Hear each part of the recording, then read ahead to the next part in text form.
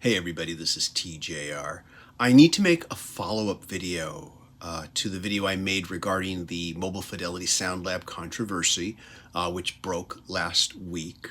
I need to follow up and just kind of correct a few things I said. So first of all, I really made a huge error in understanding the one-step process. This was something new to me, the whole one-step process. I read about it, but I do admit that I misunderstood.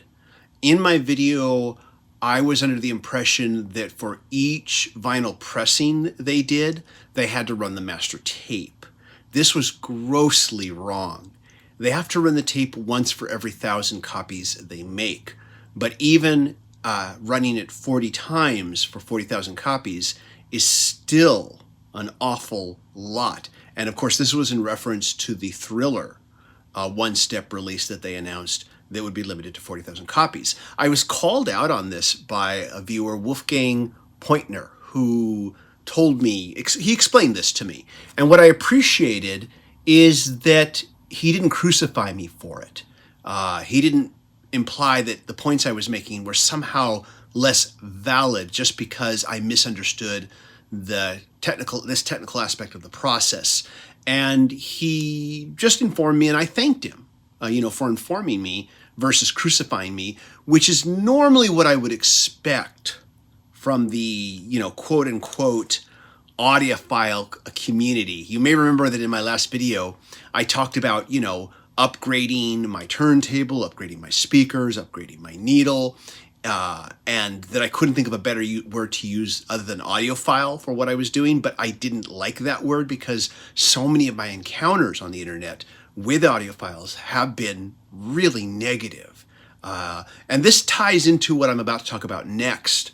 The other aspect that I really didn't properly address in my video was the topic of ethics and honesty and misleading your customer base, which I agree with all the people who commented on my video about this, that yes, Mobile Fidelity did, at the end of the day, lie to their customers, misled them at the very least, and let them believe that the vinyl pressings they've been doing and their one-step pressings were all 100% analog source.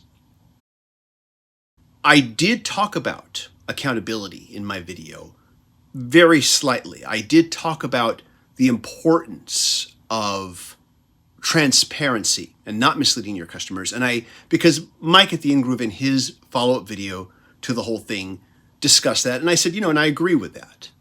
But I really didn't properly address the ethics or give it enough time in my video. Normally, I consider all points of views when I examine a situation and discuss it. I get a lot of criticism about that from time to time too. But I try to listen to everybody's thoughts and I try to examine it from all sides when I discuss these things. I did acknowledge that transparency, was and is important. But where I failed is I was not terribly empathetic to the fact that there are a lot of people out there who have invested over the decades huge amounts of money, thousands upon thousands of dollars, into Mobile Fidelity's products. And they invested this money because they believed they were getting a 100% all analog sourced product. Many commenters said it's not about the sound, it's about the ethics. And I have to admit, yeah, they are right in regards to this. I think a couple things. I probably downplayed a lot of this because it didn't really affect me that much personally. Owning only 2 Mofi pressings on vinyl, which I bought used and got good deals on, I was not one of those people who had invested thousands of dollars on their products over the decades. Also, I think I might have felt a lot less empathy because I've had so many negative experiences with audiophiles. And I'm not really referring to the audiophile channels themselves. I've listened to some of those, and those people are very nice, very reasonable. It's more the commenters on YouTube, but also when you go to things like, say, the Steve Hoffman forums and things like that. I also was misled about the Nirvana Nevermind anniversary, the recent re-release. I believed the press materials which stated, sourced from the original analog tapes, which was only partially true, which I mentioned in the previous video. But it turned out that was only half true. But because I believed that what I was being told was the truth, I was attacked a number of times in the comment section of my channel when I reviewed the release for believing it, because I didn't realize that I was incorrect about some of that. Also, I was attacked for liking the release too. Heaven forbid I should like something. And I had a lot of audiophiles, telling me, this sounds terrible. It's only the Bernie Grundman cut mastered at Palace that's any good. And I'm sorry, I'm sure it is good, but I have never owned this on vinyl previously. I've only ever owned it on CD. And when I played this record, it sounded pretty darn good to me, to my ears, because I have nothing to compare it to. I would love to get my hands on this other version, and hopefully at some point I will, and I'll make the comparison, and hopefully I'll like it even more. But, I was just, by a number of commenters, was roundly trounced for saying that I liked it. One particular YouTube channel that I know of that's a real audiophile YouTube channel, who discussed the re-release, was much more reasonable. He owns an insanely high-priced system that I could never afford. And he said, this sounds fine. Nothing wrong with it. But it's this other release that's better, the one I just mentioned a moment ago. So I think I was probably lacking a lot of empathy for these people. And just because some of these audiophiles are obnoxious, rude, condescending, and snobbish, doesn't make it right to rip them off or to mislead them, because that's what the company did. Now, if you listen to Mike at the In-Groove's channel, his follow-up video, he was asked, why didn't you, pin these guys to the wall that you were talking to and tell them, get on them about the ethics of all this? And he said, these were the engineers. These are the guys who try to make the best possible product that they can. They're not the marketing people. They're not the advertising people. They're not the suits. These aren't the people that I can try to, hold up against the wall and tell them they need to be accountable. He did express that transparency is important, and they agreed with him. Yeah, there needs to be more transparency.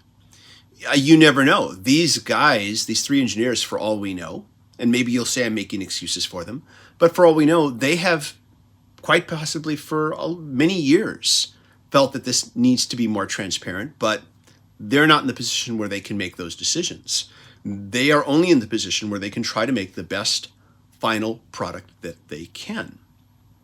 And based on watching them and listening to them, I do believe, I've been given no reason to think otherwise, that these three engineers that I listened to were in fact honest in that, yeah, they're going to do whatever decisions they think will make the best final product.